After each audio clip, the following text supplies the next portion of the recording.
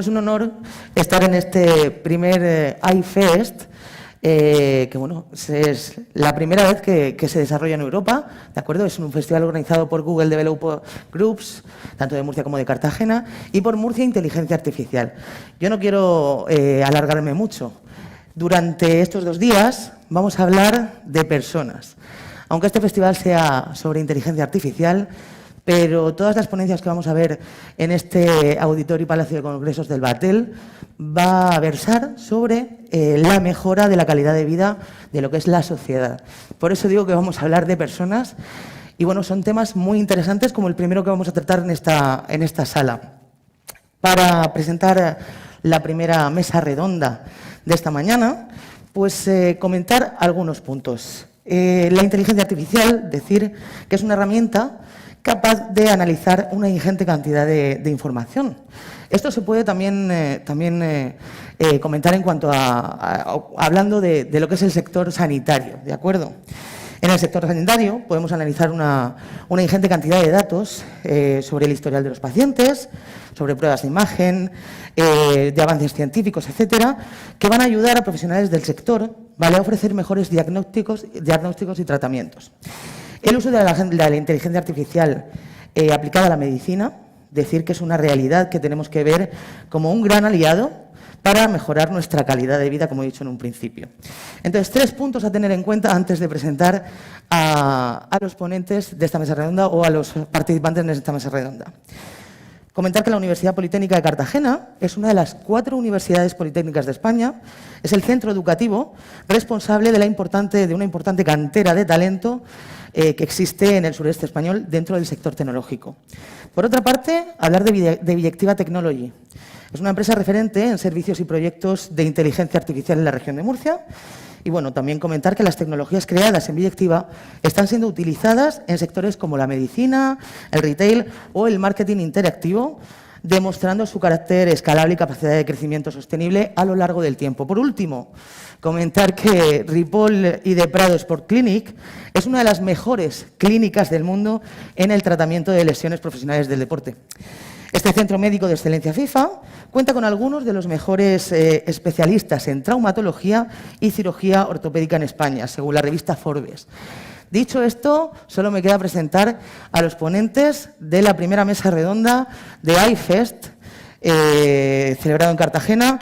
Vamos a dar la bienvenida a Joaquín Roca, coordinador del grado de Ingeniería Biomédica de la UPCT y subdirector de Relaciones Internacionales y Movilidad de la Escuela de Industriales de la UPCT. Joaquín, bienvenido. Gracias. También tenemos a Jesús Molina Rodríguez de Vera, ingeniero especializado en inteligencia artificial y desarrollador de inteligencia artificial en Biyectiva Technologies. Jesús, adelante, por aquí. Por ahí, estupendo. Vamos a saludarnos. Que no quede. Muy bien. Siguiente, Javier Pérez Coca. Hablamos de un médico especialista en biomecánica clínica y traumatología del deporte y encargado de I+D+I en Ripoll y de Prado Sport Clinic. Por último, quien va a hacer de moderador de esta gran mesa redonda, Eloy Ontoria, doctor internacional en gestión empresarial y economía y coordinador de la red de cátedras y emprendimiento de la Universidad Politécnica de Cartagena. Eloy, buenos días. ¿Qué tal? Buenos días. Encantada de teneros aquí a todos. Y muy bien, creo que vamos a dar comienzo, como digo, a esta interesante mesa redonda. Empezamos bien alto con aplicaciones biomédicas de la inteligencia artificial. Poco más que decir por mi parte. Dejo a los expertos que vaya muy bien y muchas gracias. Gracias, Mila. Esto es para después. Sí, por ahí. Por si acaso tenéis que cambiar algo. Vale. ¿Qué tal? Buenos días y bienvenidos al primer Festival de Inteligencia Artificial Google Developers Europa. Mi nombre es Eloy Ontoria, yo soy coordinador de la Red de Cátedras y Emprendimiento de la Universidad Politécnica de Cartagena. La Red de Cátedras, como su propio nombre dice, pues es una red donde están cerca de 50 organizaciones de tipo público, de tipo privado, del sector empresarial, de diversos sectores, y donde hacemos lo que es pues un intercambio de conocimiento. En ese intercambio de conocimiento ejecutamos lo que son proyectos, metemos a nuestros alumnos, que pueden ser alumnos de estudiantes o egresados. Y allí pues les hacemos una formación, lo que es práctica. También soy coordinador de lo que es el emprendimiento y es un día precioso en este festival para deciros que una de las cosas que estamos más orgullosos es que de una de las empresas que participa aquí es Biyectiva. Biyectiva es un ejemplo de emprendimiento creado por dos estudiantes egresados de la Universidad Politécnica de Cartagena, Felipe y Rubén, Rubén y Felipe, que es un caso de éxito y es uno de los desarrolladores, máximos desarrolladores en cuanto a inteligencia artificial. No podía olvidarme en esta pequeña introducción dar nuestro agradecimiento a lo que es a Google Developers y a Murcia Inteligencia Artificial por haber organizado este primer festival. No podía ser de otra manera a nuestro patrocinador, el Instituto de Fomento de la Región de Murcia. Y para terminar y concluir, pues por supuesto, pues al Ayuntamiento de Cartagena, a la Autoridad Portuaria de Cartagena, a la al Colegio Oficial de Ingenieros de Telecomunicaciones y a la Politécnica de Cartagena, porque gracias a ello se ha organizado este evento en esta ciudad, en Cartagena. Y dicho esto, pues lo que voy a hacer es dar paso a lo que son nuestros ponentes. Decir que este primer festival de inteligencia artificial lo que intentamos es poner en valor lo que es la inteligencia artificial. Cómo puede ayudar a desarrollar de manera transversal diferentes sectores de la economía, de la parte social y de la economía. Y os voy a presentar, por este orden, tenemos la suerte, el gran placer de tener aquí entre nosotros, entre los invitados, los ponentes, en primer lugar al doctor Javier Pérez Coca. Doctor Javier Pérez Coca es especialista en lo que es en medicina, biomecánica y traumatología en el deporte. Y además es miembro pues, del famoso y grupo de médicos encabezados por los doctores Ripoll y de Prado, especialistas en lo que es la medicina deportiva. Buenos días, Javier, y encantado de tenerte con nosotros. Muchas gracias por venir. Muchas gracias a ti. Bueno, nos vas a explicar de una manera sencillita dentro de un ratillo cómo se desarrolla todo esto de la inteligencia artificial en el campo médico. Eso es, vamos a intentar explicarlo para que todo el mundo vea qué es lo que estamos aplicando ahora mismo y cómo podemos funcionar, cómo podemos integrar todo esto en el ámbito de la medicina. Bueno, sí, seguro que lo haremos muy bien. También tenemos con nosotros a Jesús Molina, que es titulado en matemáticas y en informática. Jesús Molina es un técnico de Biyectiva, la empresa que comentaba anteriormente, y nos va a contar pues, todo lo que son los desarrollos que se hacen con algoritmia, con inteligencia artificial, el análisis de datos, el aprendizaje de máquina, el machine learning, que está tan renombrado y demás. Buenos días, Jesús, ¿cómo estás? Buenos días, muy bien. ¿Sí? Sí. Has prometido, y teniendo en cuenta el amplio espectro de los espectadores, de la gente que va a escucharnos, nos va a ver en directo y demás, que lo vamos a hacer de una manera sencillita, porque esto de la inteligencia artificial y demás suena como un poco futurista para el resto de la gente. Sí, bueno, mi objetivo es que cualquier persona sea capaz de entender las técnicas que estamos aplicando, en este caso la medicina, para que tengan claro qué es lo que estamos trabajando, por ejemplo, empresas como Biyectiva, Ripoll y de Prado o grupos como en la Universidad Politécnica de Cartagena. Muy bien, pues perfecto. Pues una vez que el doctor Pérez Coca nos diga para qué necesita el campo médico, en concreto su especialidad de la inteligencia artificial, Jesús nos dirá qué herramientas aplicamos para darle soluciones al equipo médico. Pero claro, aquí la pregunta ya que se me plantea es, ¿está la Universidad Politécnica de Cartagena orientada a ese mercado? ¿Está alineada con esa tendencia de mercado? Es decir, ¿vamos a preparar nosotros bien a nuestros ingenieros de tal manera que sean futuros profesionales en este campo? Es por ello que tenemos a mi compañero, a don Joaquín Roca. Joaquín es profesor de la Universidad Politécnica de Cartagena, es coordinador del grado de Ingeniería Biomédica y además, si no me equivoco, estás en la Asociación Española de Ingeniería Biomédica también. Efectivamente, sí. Entonces, la preguntita que te haré es muy sencillita. ¿Está alineada la Politécnica de Cartagena con todo esto? ¿Vamos a dar profesionales para ello? Con los que hay ahora y con lo que va a haber en un futuro. Muy bien. Pues nada, pues esto es ya después de esta pequeña introducción, pues vamos a empezar con el doctor Pérez Coca. Javier, si eres tan amable. Sí. Muy bien, pues lo principal, me gustaría explicar brevemente quiénes somos nosotros, quiénes somos en Ripoll y de Prado y cómo enfocamos un poco esta idea de aplicar la tecnología en nuestro día a día. Entonces, nosotros, como un centro médico de excelencia FIFA, Lo que tenemos que hacer es centrarnos en 3 áreas principales. Está claro que, por un lado, vamos a tener la asistencia médica, por otro lado, tenemos una actividad docente muy activa y, en tercer lugar, y por lo que estoy aquí yo, el Departamento Tecnológico y de Investigación, que busca cómo aplicar estas nuevas técnicas en el día a día. En cuanto a la asistencia médica, estamos repartidos por toda la península, tenemos un volumen bastante alto de pacientes y trabajamos con varios equipos de fútbol. En concreto, con los que ven aquí en el mapa, más en la zona del sureste de la península, y trabajamos con categorías de profesionales, semiprofesionales, incluso juveniles, y tanto fútbol masculino como femenino. En nuestra actividad docente colaboramos con algunas universidades, tenemos formación para cirujanos, colaboramos con sociedades científicas y estamos siempre activos en el ámbito de la formación continuada de los profesionales de nuestro ámbito. Y yo estoy aquí para hablarles de esto, para hablar de la división tecnológica y de cómo intentamos aplicar las nuevas tecnologías en nuestro día a día. Nosotros tenemos una idea, un concepto de la medicina que gira en torno a estos dos pilares, ¿no? La historia clínica y la exploración física, que es la base del acto médico y la parte más tradicional, por así decirlo, de la medicina, que creemos que hoy en día debe seguir siendo la base de todo proceso diagnóstico y terapéutico.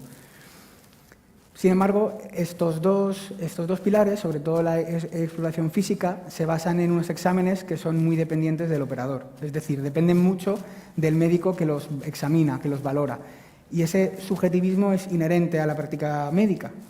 Nuestra idea, como introducimos la tecnología en esta práctica, es intentar intentar disminuir en la medida de lo posible el error humano, que va de la mano, ¿no?, a la naturaleza humana del médico. Entonces, por un lugar, nosotros tenemos un banco de imágenes en el que estamos trabajando ya con Jesús, de más de 500 imágenes de resonancia magnética, con una clasificación exhaustiva, que, considerando varias secuencias, varios cortes de resonancia, en este caso de rodilla, podemos estudiar las lesiones del ligamento cruzado anterior en el primer mes tras la lesión, que es un ámbito en el que a veces, cuando un médico ve una resonancia magnética, pues parece siempre queda alguna duda. A veces está claro, se ve claramente que hay una lesión, a veces se ve claro que está bien, pero a veces si hay mucha inflamación, si ha habido un pequeño derrame, no se sabe exactamente si hay o no una rotura o qué características tiene esa rotura. Y eso marca claramente los tiempos de la recuperación y el proceder, sobre todo, debe de ser muy claro cuando tratamos con deportistas de alto nivel. Entonces, esta base de datos viene a salvar ese pequeño error, esa duda, mediante el procesado de las imágenes de los diferentes cortes de resonancia magnética, que además nosotros hemos podido nombrar como ligamentos sanos o ligamentos dañados porque hemos tenido una confirmación artroscópica, es decir, esas resonancias están clasificadas en base a el daño que tienen o no esos ligamentos, pero sabemos que es acertado esa clasificación porque el doctor Ripoll y los compañeros de Ripoll y de Prado hacen artroscopia y ven con sus propios ojos la integridad de ese ligamento, pueden tirar de ese ligamento y ven cómo está. Y ahí podemos clasificar con certeza si las imágenes corresponden o no a un ligamento dañado o que esté íntegro. Lo veo claro. Luego, otro de los pilares fundamentales de la aplicación de esta tecnología es el Go5D MSK Integral Analysis, con este nombre. Lo que venimos a hablar es, siento que no se pueda ver este vídeo, ¿vale? Si buscan ustedes en YouTube Ripoll y de Prado Go5D, podrán ver este vídeo, que tiene un carácter muy divulgativo y lo que quiere es mostrar el entorno tecnológico en el que trabajamos, que mediante varios sistemas podemos medir el movimiento del cuerpo humano, ¿vale?, la cinemática, y podemos medir cómo se aplican las fuerzas en el cuerpo humano, ¿no?, las fuerzas y los momentos articulares con el estudio de la cinética. Entonces, principalmente nosotros trabajamos con cámaras optoeléctricas que lo que hacen es que nosotros colocamos unos sensores en determinados puntos anatómicos que hemos estudiado y que hemos validado con partners tecnológicos como el Instituto Ortopédico Rizzoli, del que luego hablaré, que está en Bolonia. Colocamos esos marcadores en diferentes puntos del cuerpo. Estas cámaras emiten una luz infrarroja que es a su vez recogida de nuevo, y con eso conseguimos hacer una nube de marcadores y con un software conseguimos medir el desplazamiento de esos marcadores y somos capaces de medir con exactitud el desplazamiento de las estructuras que representan. Ahora lo voy a detallar un poco más, pero es un poco la idea, ¿no?, en la que gira esto. Además, a esto se le añade la electromiografía de superficie, que registra la actividad eléctrica de los músculos en la superficie del cuerpo para saber cuánto y en qué momento se activan en los diferentes gestos que podamos estudiar. Y además tenemos un estudio del pie más pormenorizado con un escáner del pie y con plataformas baropodométricas que nos permiten estudiar la pisada de una forma más detallada, ¿no? Todo esto está más detallado y si se puede ver bien en este vídeo que os he nombrado antes. Entonces, nosotros con todo este estudio completo conseguimos valorar varias cosas de forma objetiva. La primera, cuando nosotros centramos todo ahora principalmente en la rodilla, por ejemplo, ¿no? Pues cómo conseguimos nosotros valorar la estabilidad de esa rodilla. Esa rodilla, cuando tiene una lesión de un ligamento, pierde esa estabilidad. Es una rodilla que no funciona ya como debería. ¿Y cómo conseguimos medir eso? Antes era un médico que traccionaba ese gesto que habrán visto en los campos de fútbol o en las clínicas, que tracciona de la rodilla, hace unos movimientos y ve si se desplaza más respecto a la otra pierna. Y dice, mira, pues esta se desplaza un poco más. Puede usted tener una lesión ligamentosa. Si cuadra con la historia, cuadra con lo que cuenta el paciente, pues puede ser. Ahora nosotros, en estático, podemos medir cómo de laxa es una pierna respecto a otra y emitir un diagnóstico un poco más certero de, sí, esta pierna parece que es más laxa, pero efectivamente tiene 3 milímetros o 4 más respecto a la contralateral, que se supone que es en este caso. O sea, podéis cuantificarlo de una manera más objetiva. Eso es. Todo esto gira en torno a la objetivización de los parámetros de la exploración física, que ya no solo sea el ojo clínico, ¿no?, que se dice, o la mano que pueda tener el doctor, es el dato matemático que nos dice si hay o no hay una inestabilidad o si la hay, en qué medida, en qué grados, ¿no? Aquí, por ejemplo, vemos las curvas. Cuando traccionamos sobre esa pierna, no solo estamos viendo cuánto además se desplaza, sino la curva, ¿no?, con qué velocidad se está desplazando, ¿no? Eso por un lado, pero es que luego tenemos el estudio en dinámico. Nosotros en estático podemos traccionar, una persona joven a lo mejor con buena musculatura no conseguimos llevarnos tanto la pierna, si no relaja bien la musculatura isquiotibial, por ejemplo, pero esa rodilla no miente cuando le pedimos un poco más, cuando subimos el punto de exigencia y le pedimos que haga un gesto como saltar desde un cajón o saltar a la pata coja o incluso simular un golpeo de un balón. Y entonces, adaptando a la exigencia de cada paciente, podemos pedirle un poquito más a esa rodilla, por ejemplo, y estudiar esa inestabilidad en dinámico. Ahí en la foto ven la nube de puntos de los marcadores que hemos colocado y del peso en las plataformas de presión. Ven ahí cómo reparte el peso entre las dos piernas que está apoyando. Allí no conseguirán ver bien qué es cada pierna porque no entienden cómo están colocados esos marcadores, pero esos marcadores representan diferentes puntos anatómicos que hemos colocado los marcadores, ¿no?, para que las cámaras lo capten. Y trabajamos con ese avatar que ven ahí.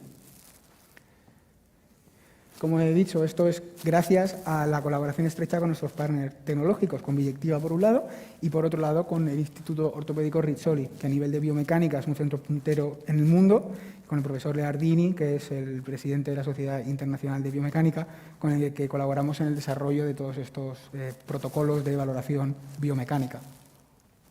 Al final, lo que buscamos con este análisis es mejorar la precisión y conseguir mejorar, digamos, el diagnóstico, pero también optimizar la propuesta terapéutica para cada paciente, porque cada persona es un mundo y los grados de inestabilidad que pueda tener son distintos y las circunstancias vitales son distintas. Y esto nos permite dar una propuesta terapéutica más completa al paciente. Además de que nosotros siempre, y como he dicho antes, no perdemos de vista que estos son pruebas complementarias, que en ningún caso queremos sustituir esto, no queremos que sustituya al criterio médico, pero al final esto nos da una información más valiosa con la que poder trabajar. Al final queremos evitar que el médico, cuando tiene que tomar esa decisión, queremos evitar que beba en agua contaminada y que pueda tomar una decisión con datos relevantes. Entonces, simplemente nosotros con el estudio del aparato locomotor queremos mejorar esa precisión, como yo decía antes, ¿no?, compitiendo con los test básicos y clásicos, por así decirlo.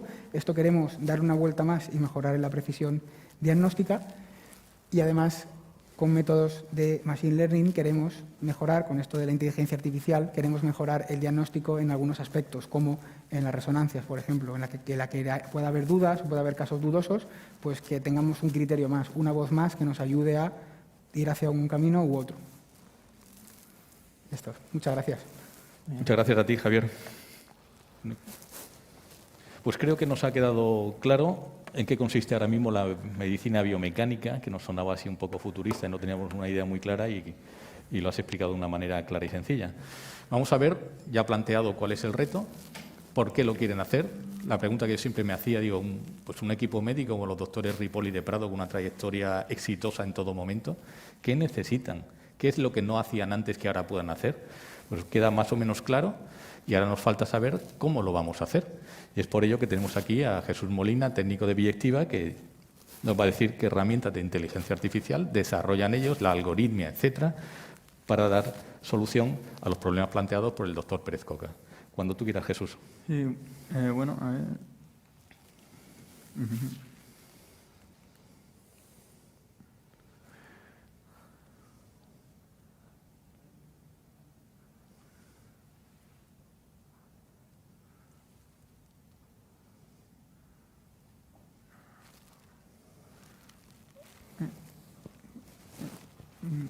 Creo que no es esta presentación.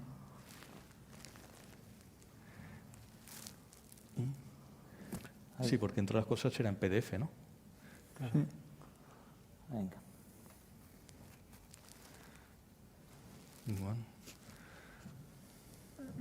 Bueno. No esta presentación, estaba a continuación en el mismo fichero que el de doctor Pérez Coca.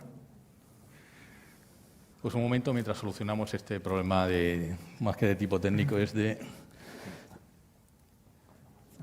un cambio de formato en la presentación. A ver, si me vais a perdonar un momentito.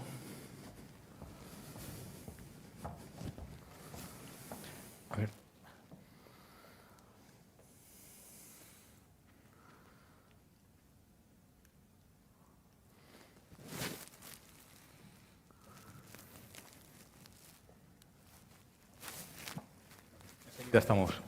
Ya se ha resuelto el problema, lo hemos localizado. Perdonen las molestias. Bueno, yo voy a intentar dejar claro, como ya he dicho, qué es lo que hacemos en empresas como Biyectiva para dar respuesta a las peticiones de los médicos y poder facilitar su trabajo. Antes de nada, quiero empezar hablando de qué es la inteligencia artificial en general, porque imagino que si algunos de vosotros nunca habéis acercado a este campo, lo primero que se os viene a la cabeza es alguna idea de una película de ciencia ficción, ¿no? Un robot humanoide que viene a sustituir a las personas, pero sí bien es cierto que hay una rama de la inteligencia artificial, que es la robótica, que se encarga de crear robots con diferentes propósitos. El concepto de ella es bastante más amplio. Realmente no hay una sola definición de qué es la inteligencia artificial, pero sí hay algunas que están más o menos extendidas y aceptadas, como son estas dos que presento aquí. Y por un lado, podemos decir que la inteligencia artificial es la capacidad de una máquina de aprender y de resolver problemas complejos de manera inteligente. Y por otro, la capacidad de las máquinas de imitar habilidades humanas. Dentro de estas dos definiciones se engloban algunos ejemplos de inteligencia artificial que nos rodean en nuestro día a día, porque la inteligencia artificial ya forma parte de nuestra vida cotidiana. Por ejemplo, las recomendaciones personalizadas, cuando se nos recomienda un producto en función de lo que hemos buscado en Internet, de nuestras últimas compras. Cuando utilizamos un filtro de Instagram, que es capaz de detectar nuestra cara, dónde están nuestros ojos, dónde está nuestra boca. Cuando hablamos con Siri, Alexa o Google y es capaz de entendernos y hacer lo que le estamos pidiendo. E incluso cuando Google Maps nos recomienda la mejor ruta entre dos puntos, prediciendo el tráfico que va a haber en cada hora del día.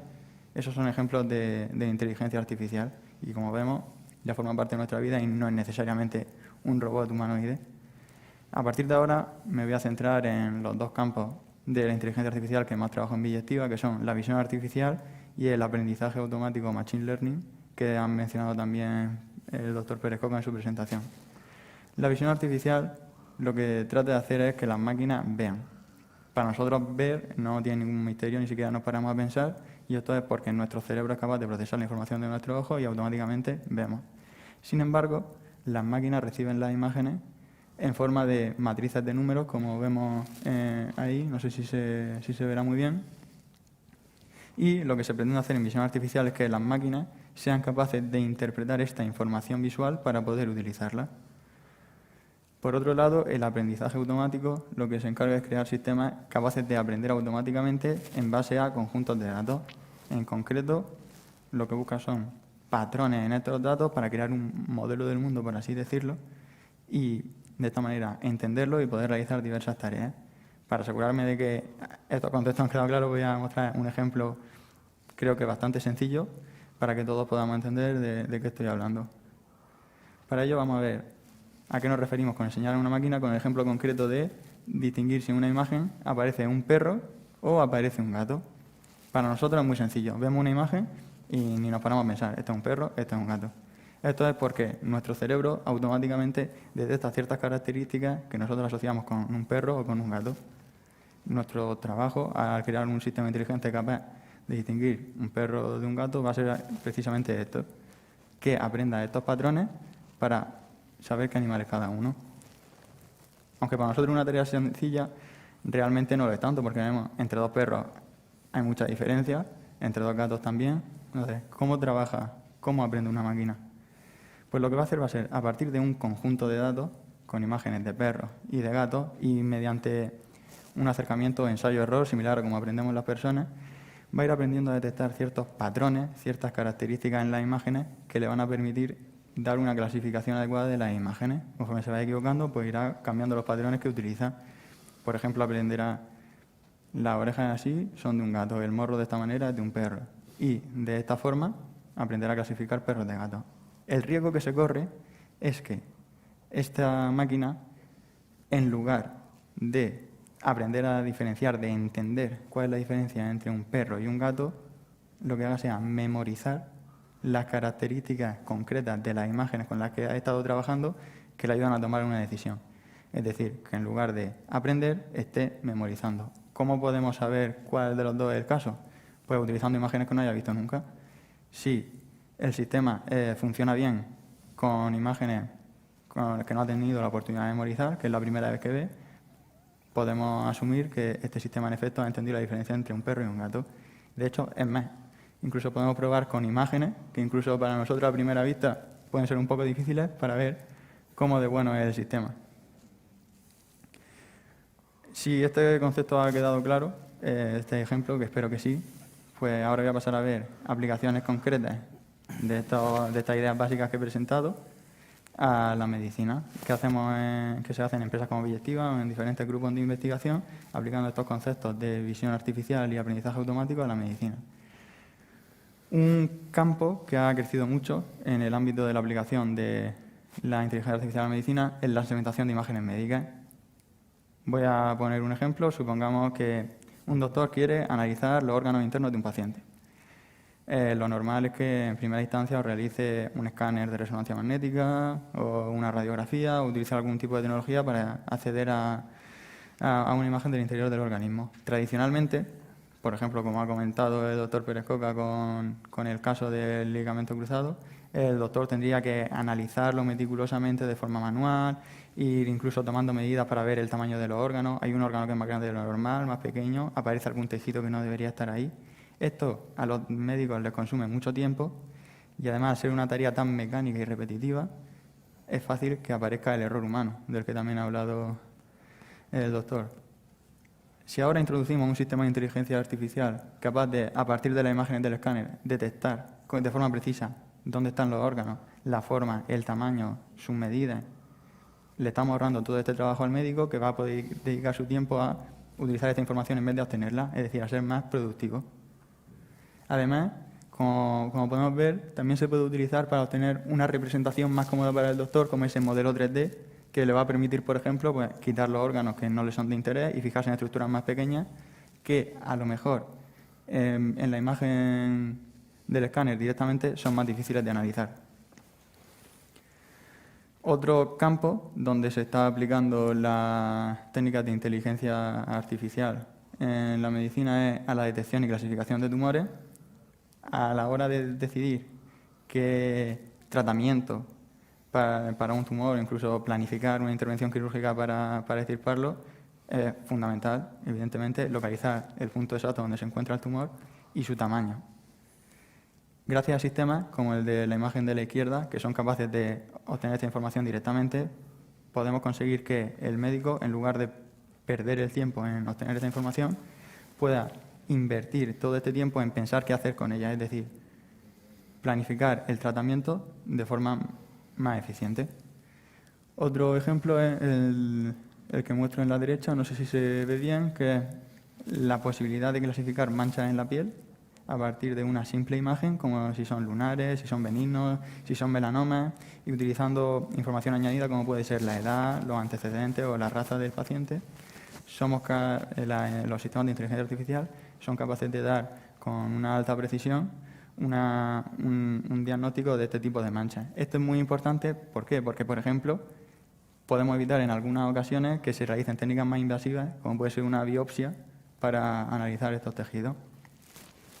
Y ya pasando al tema de la inteligencia artificial en la medicina deportiva, que es una de las cosas en las que más estoy trabajando ahora en Billectiva y en colaboración con Ripoll y de Prado. Como Javier ya ha comentado los principales casos de uso que estamos estudiando, no me voy a extender mucho, pero sí quiero que quede clara la idea, ya sea para detectar si hay lesión o no, ya sea para analizar el movimiento de un atleta profesional, su pisada. Nuestro objetivo como ingenieros de inteligencia artificial es crear sistemas que, a partir de diferentes fuentes de datos, ya sean imágenes de resonancia magnética, ya sean los marcadores de los que ha hablado el doctor, encuentren patrones que les sean útiles a los médicos para que tomen decisiones más informadas y, por tanto, más inteligentes. Y para cerrar, las principales conclusiones de lo que intentamos hacer en empresas como Billectiva al llevar la inteligencia artificial al mundo de la medicina es darle más información al médico, más herramientas, que pueda tomar decisiones más inteligentes y, sobre todo, que no pierda el tiempo en tareas mecánicas.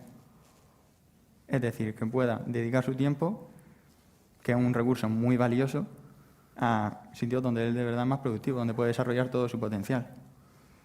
Una de las cosas que podemos evitar al automatizar estos procesos es el error humano que aparece en estas tareas repetitivas y también la subjetividad. No es raro ver un cambio de criterio al aplicar una técnica entre un especialista y otro. Si este proceso se lleva a cabo por una máquina, el criterio es único. Y por último, comentar, por ejemplo, en el caso que he hablado de los melanomas, en ocasiones pueden prevenir que se hagan otras técnicas más invasivas. Y nada, esto ha sido todo. Espero que más o menos haya quedado más claro qué es lo que hacemos y que lo hayáis disfrutado. Pues te lo agradecemos mucho, Jesús. Creo que lo has explicado de una manera muy clara y ya vemos cómo vas a intentar darle solución a todos los problemas que ha planteado al principio pues Javier. Y para concluir, pues la parte de ponencias, ya tenemos claro lo que hace cada parte y ahora vamos con la formación de los futuros profesionales a través de la Universidad Politécnica de Cartagena. Joaquín, si eres tan amable. A mí me vais a disculpar, me voy a levantar. Bueno, muchísimas gracias por la invitación. Cuando estamos hablando hoy de inteligencia artificial, ya centrándonos en medicina, pues podemos empezar a hablar un poco de las aplicaciones en distintos campos, en distintas patologías. Vemos como en los últimos años el campo, por ejemplo, de la oncología, también los estudios cardiovasculares, etcétera, y por supuesto traumatología son muy importantes. Y si vamos a lo que son las técnicas asociadas, pues casi todas se centran en lo que se ha ido presentando, que es en técnicas de imagen médica. También se hacen análisis multiparamétricos con multitud de indicadores clínicos y finalmente también interpretación automática de secuencias de ADN y de lo que sería el análisis de bioseñales, procesado o delineación automática del ECG, etcétera, ¿no? Bueno, pues hemos hablado de imagen. Voy a poner un ejemplo para ver la importancia de la inteligencia artificial y cómo responder a ese dilema de si va a sustituir o no al clínico o al cardiólogo.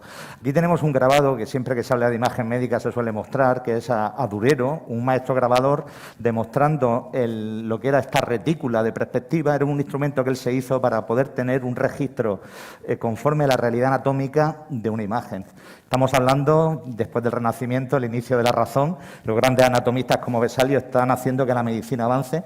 Y lo que estaba ocurriendo aquí es que lo que estaba registrando Durero era energía luminosa que él captaba a través de una rejilla que le servía para tener un registro de la proporción real frente a la que él anotaba, y así él obtenía imágenes pues, como esta que él registraba, ¿no? Bueno, vamos a dar un salto. Eso era 1600, vamos a avanzar 300 años.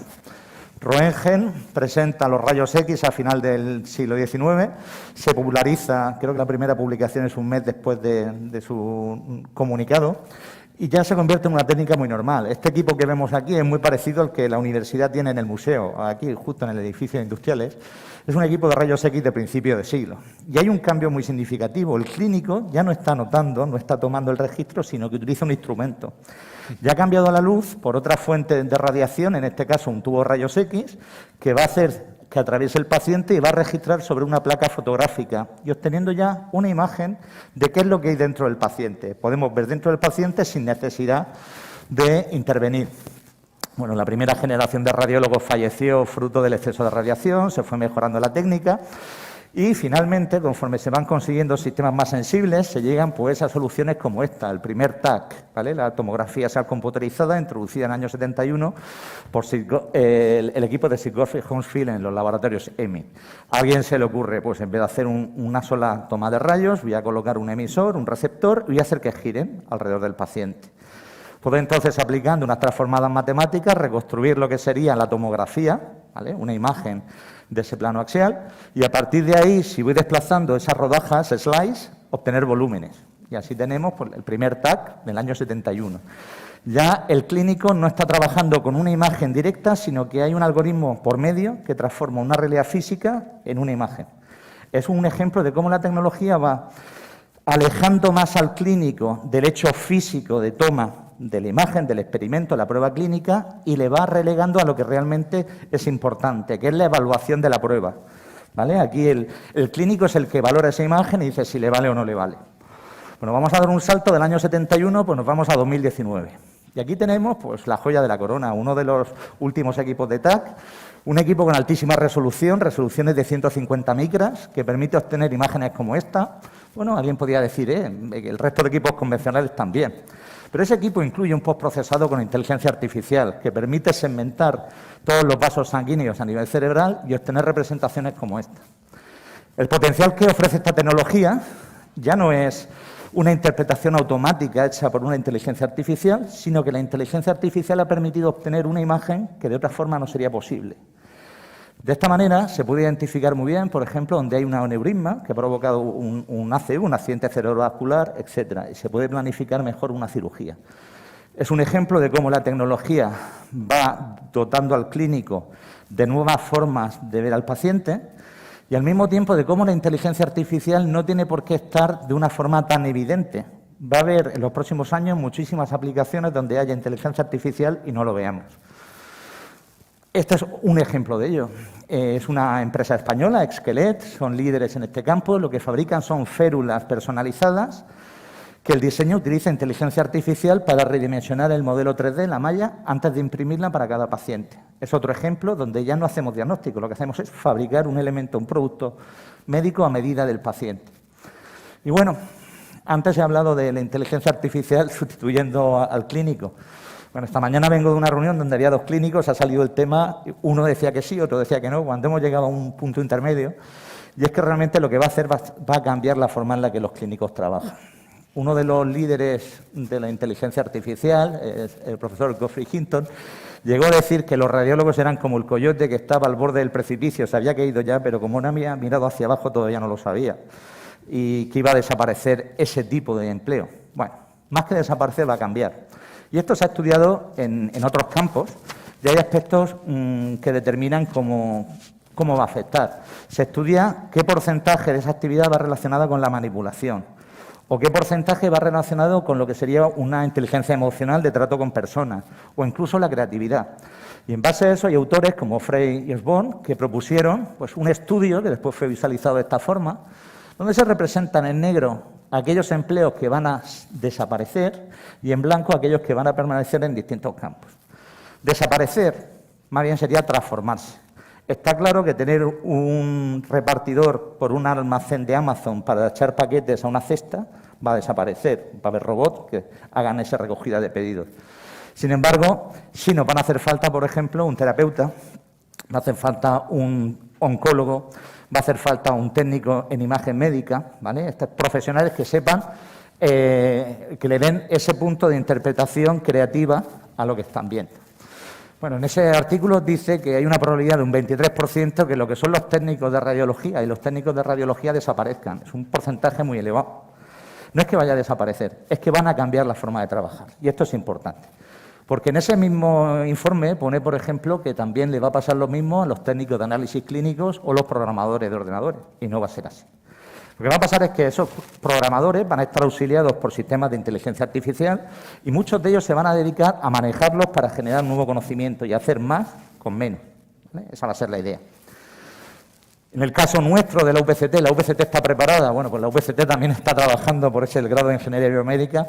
Es una profesión que tiene futuro, igual que la del ingeniero clínico, donde también estamos, y nuestra idea es formar al intermediario entre el clínico y la empresa especializada. Empresas especializadas en ciencia de datos que hagan ese análisis, como ese grado que también va a tener la UPCT. De hecho, el coordinador del grado es mi profesor de procesado de imágenes médicas en mi grado, o sea que todo al final está muy relacionado. Joaquín está hablando de lo que es el grado de la ciencia de datos, Sí. de Data Science, que se va a hacer en la Escuela de Ingenieros de Telecomunicaciones, Sí. para dentro de en breve. Bueno, pues bueno, esa respuesta también la podíamos ver, la de va a sustituir, depende del campo, afectará más o menos. Hay campos donde va a haber una influencia muy grande de la inteligencia artificial y se va a ver más rápido, y hay otros campos donde se va a ver menos, ¿vale? Pero es cierto que ha venido para quedarse y también eso nos implica una serie de retos. Y esta transparencia, quizá, que es la del cuento infantil, de este dedito se encontró un huevito, etcétera, viene a representar algo importante que no tenemos que perder nunca de vista. Y es que la inteligencia artificial no afecta a un único campo, sino que va a afectar a muchos campos que van a estar comunicados entre sí. Eso se ve muy bien en el caso del flujo de trabajo de la imagen médica. Se parte de una adquisición, procesado, percepción, hasta que se llega a un informe. En todos esas etapas va a haber inteligencia artificial y va a ser muy importante algo, que es asegurar la integridad y tener perfectamente documentado cómo en cada etapa ha ido afectando un deep learning al resultado que se va obteniendo, para en caso necesario poder ir hacia atrás y ver en qué punto se ha tomado una decisión. Eso va a ser importante sobre todo por temas legales, que ahora vamos a ver. Bueno, otro aspecto importante de la inteligencia artificial, he comentado al principio, que no siempre era sustituir al diagnóstico, es ofrecer otras formas de visualizar la misma información. Este es un ejemplo de una inteligencia artificial ya aplicada a nivel comercial, que lo que hace es desarrollar las costillas de tal forma que las pone en plano para que ya el clínico pueda detectar una fractura que afecta a varias y poder cuantificar incluso la curación, etcétera. Esa forma de visualizar esa imagen no existía hasta que una inteligencia artificial ha permitido que sea posible. Otro ejemplo, se ha comentado antes, la dermatología. Ya empiezan a haber reviews, es decir, artículos de revisión de todas las aplicaciones que hay en dermatología. Y surgen tópicos como la importancia de los sesgos del propio algoritmo. Pues yo he hecho un algoritmo que detecta muy bien esto, pero esto no. O, por ejemplo, en el entrenamiento, el uso de conjuntos de datos no perfectos y que no cubren toda la diversidad de usuarios, de tal forma que tienen fallos con determinado tipo de pacientes. Eso se puede ver, bueno, pues ya empiezan a aparecer las primeras noticias de algoritmos con sesgos, en este caso raciales. Pero igual que están los raciales, ocurre, por ejemplo, con sesgos de género.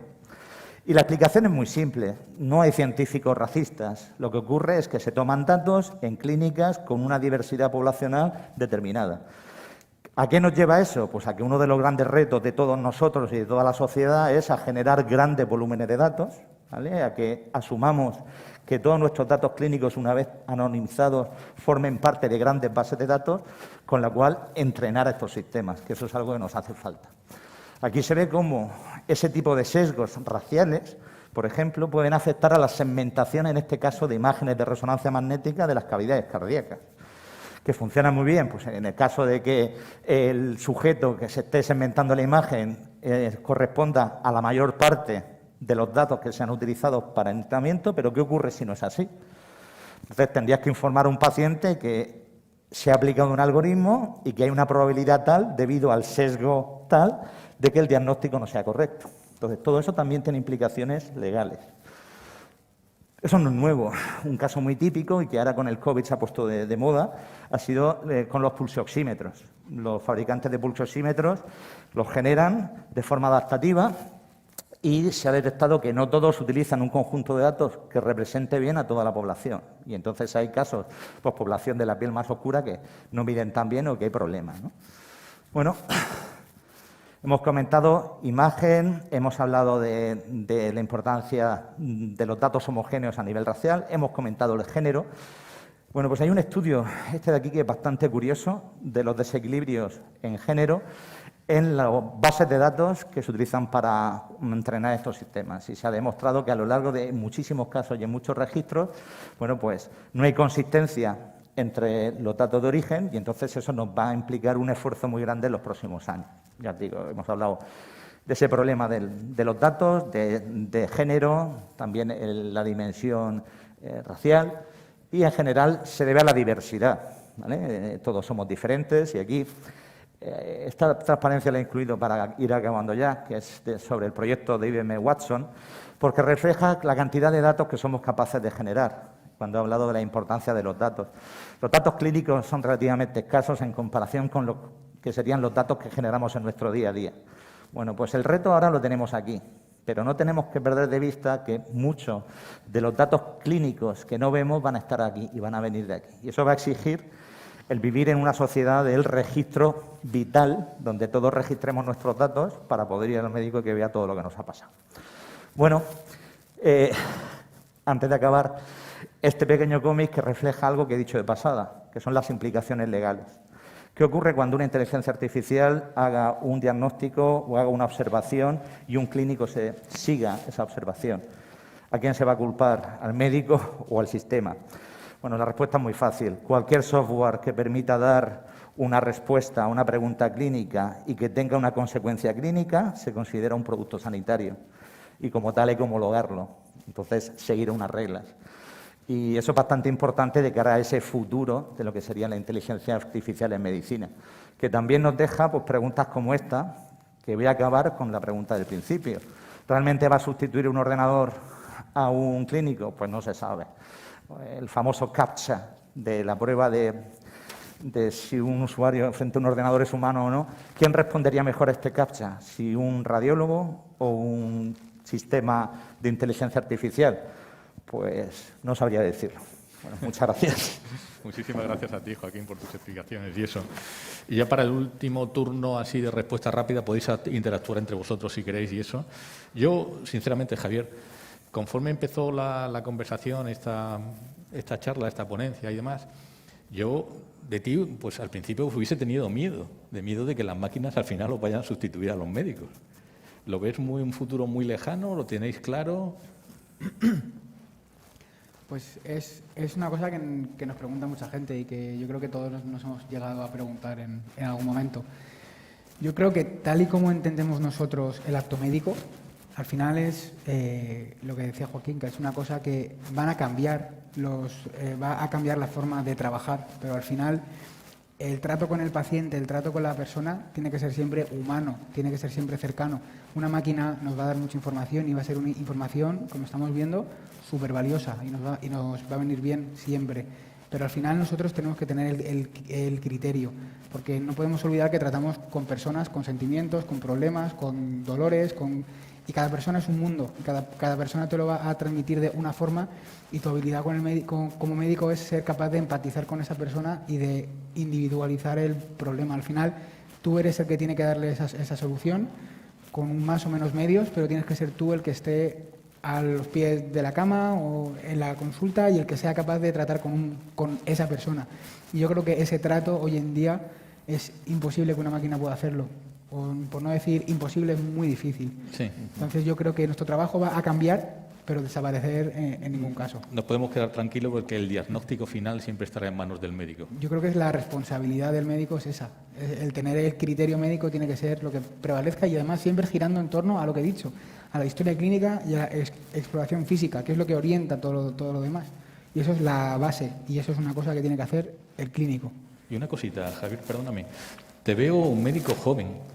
Por tanto, se supone que estás más predispuesto a abrazar todo lo que son estas nuevas tecnologías, esta algoritmia, etcétera, etcétera. En tu ramo, en tu campo de actuación, los médicos de una cierta edad más avanzada, ¿cómo piensan de todo esto? O sea, ¿qué es lo que piensan? ¿Creen que esto es una moda? Puede ser que lo vean como una moda. Yo creo que es más el hecho de que llevan mucho tiempo trabajando de una forma concreta y esto ha supuesto una revolución relativamente nueva, ¿no? Bueno, la tecnología siempre ha ido acelerando, ¿no? Pero yo creo que todos estos conceptos hasta hace unos años eran de ciencia ficción, entonces a lo mejor son más reticentes a cambiar su forma de trabajar o como les ha ido bien en los últimos 30 años, ¿por qué van a cambiarlo ahora?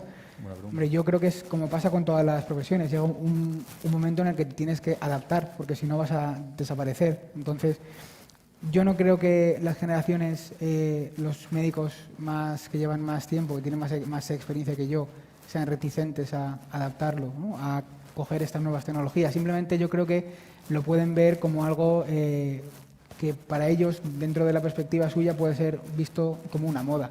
Yo creo que con el tiempo van a verlo, si son reticentes, van a verlo como algo realmente innecesario y cuando vean que a sus pacientes les puede aportar algo, van a ser los primeros que van a querer tenerlo y van a querer usarlo en su día a día. De acuerdo, pues muchas gracias. Pues Jesús, al principio de tu argumentación y eso, yo digo, yo como paciente pues tampoco me siento muy seguro si en un momento dado pongo mi salud en manos de una máquina, por muy inteligente que sea y muy bien que la hayas programado. Toda la inteligencia artificial se aplica principalmente en el campo de la medicina. ¿Billectiva trabaja en otros proyectos, los que sea, o conoces otras aplicaciones fuera de lo que es el sector médico donde se aplique la inteligencia artificial?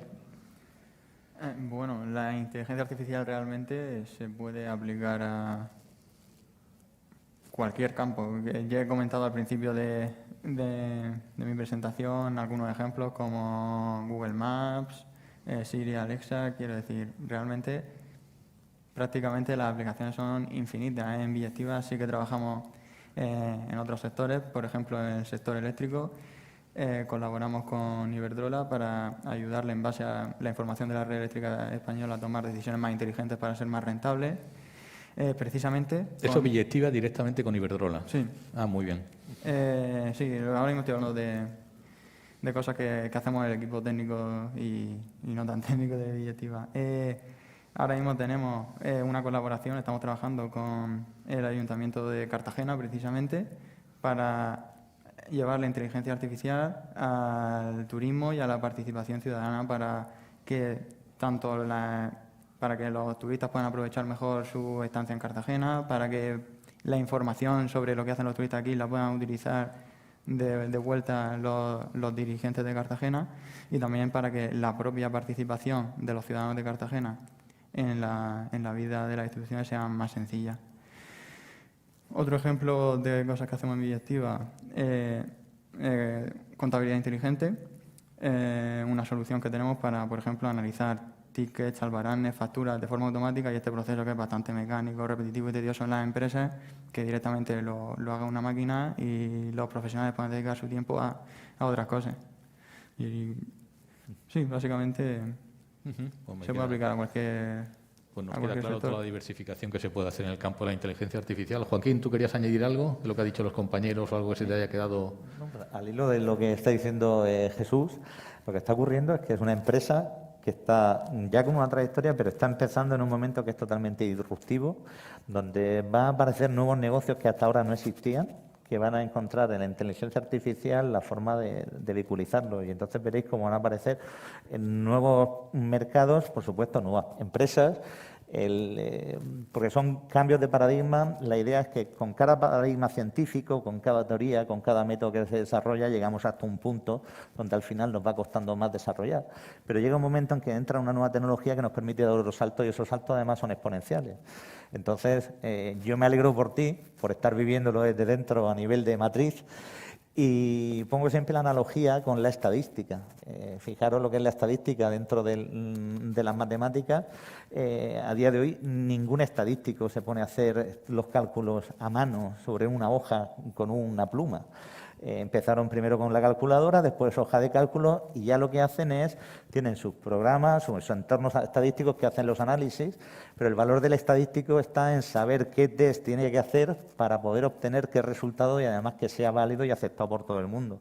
Esa es la parte humana, que es con la que yo hago la analogía del clínico, ¿no? El clínico al final va a aportar esa integración de ese conocimiento médico, más luego aparte el trato y la experiencia que él tiene con los pacientes, con la componente humana, que es lo que va a hacer que siga residiendo en ellos esas decisiones finales y ese valor. Pues muy bien, pues muchas gracias. Pues a modo de conclusión, simplemente, ahora sí, ¿no? Pues a modo de conclusión, simplemente destacar pues que conclusión y resumen, que según nos aporta el doctor Pérez Coca, lo que sí que nos da les proporciona la inteligencia artificial es que pueden hacer un análisis de datos de una manera más objetiva. Según la parte de técnico Jesús, técnico de Biyectiva, nos podemos fiar. Ellos hacen muchísimas pruebas de fiabilidad y que por detrás, como última toma de decisiones, está lo que es la decisión, el diagnóstico del médico, del doctor. Y después, para terminar, pues con lo que nos ha contado nuestro compañero Joaquín Roca, en el grado que estamos haciendo de Ingeniería Biomédica dentro de la Universidad Politécnica de Cartagena, saldrán bien formados nuestros ingenieros a una tendencia y unas necesidades de mercado futuras que están bastante claras.